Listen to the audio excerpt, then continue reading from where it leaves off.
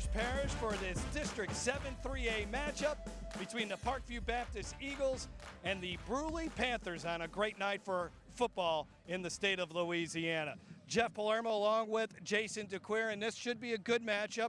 The record's a little deceiving, especially for Brusly. They're 1-3, but boy, have they played a tough schedule, Jason. Yeah, you're right, Jeff. They've run into some couple of very tough opponents at the beginning of the season, but this is a very good Brusly football team. They have a lot of talent on this team. They met Parkview last year in the playoffs, and I know they have a lot to prove tonight. Well, Parkview Baptist comes into this game with a record of 3-1.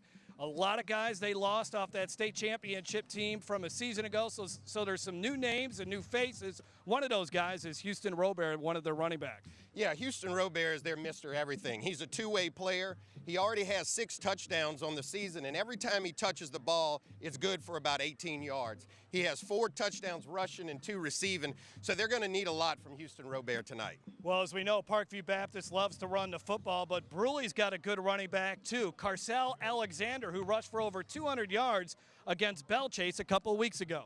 Yeah, Carcel Alexander, the coach loves him. He's a senior. They consider him a hard-nosed runner, runs well between the tackles, very tough, very physical runner, also a multi-sport athlete and also a two-way player. So they really want to make sure that Carcel Alexander carries the load for this Brusly Panther football team tonight. I guess the big question in this game, can Brusly's defense somehow slow down Parkview's offense? Yeah, and that will be the question. Both of these teams have been doing well at putting points on the scoreboard.